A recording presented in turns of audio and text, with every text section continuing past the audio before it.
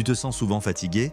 T'as les pieds froids, les jambes lourdes ou des fourmillements? Peut-être que tu penses que c'est juste le stress ou la fatigue. Mais en réalité, ça peut être un problème de circulation sanguine.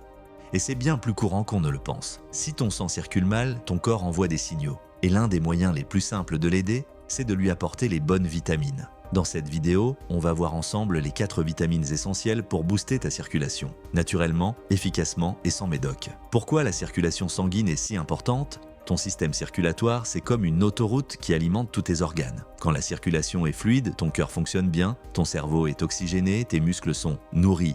Mais si le sang circule mal, c'est la fatigue, les vertiges, la perte de mémoire, la baisse de libido, les mains froides, les jambes lourdes et parfois des complications bien plus graves. Et le pire, c'est que beaucoup de gens vivent avec ces symptômes sans savoir que c'est lié à leur sang. Heureusement, certaines vitamines jouent un rôle crucial pour soutenir et améliorer cette circulation. 1. La vitamine B9, acide folique. La B9 permet la fabrication des globules rouges, ceux qui transportent de l'oxygène partout dans ton corps. Et sans assez de globules rouges, c'est tout ton système circulatoire qui ralentit.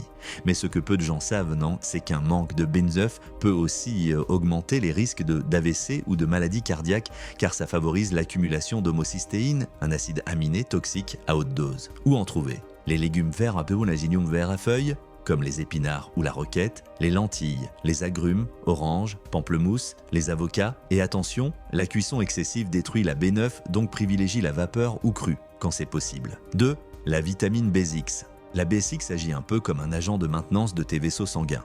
Elle participe à la régulation de l'homocystéine, encore elle, mais elle est aussi impliquée dans la production de neurotransmetteurs, donc quand tu manques de B6, tu peux ressentir irritabilité, troubles du sommeil ou même un affaiblissement du système immunitaire. Tu la trouves dans le saumon, le poulet, les bananes, les noix, les pommes de terre. Avec la peau, astuce, une alimentation ultra transformée ou trop riche en sucre raffiné peut épuiser tes réserves de B6. 3. La vitamine B12. La B12, c'est l'essence de ton système nerveux et sanguin. Elle booste la formation des globules rouges, évite l'anémie et aide à l'oxygénation des tissus. Tu ressens une fatigue persistante, des pertes de mémoire ou des fourmillements dans les mains, c'est peut-être un signe de carence en B12. Où la trouver? Viande rouge, foie, poisson, produits laitiers. Si tu es végétarien ou vegan, c'est quasi impossible d'en obtenir suffisamment par l'alimentation seule.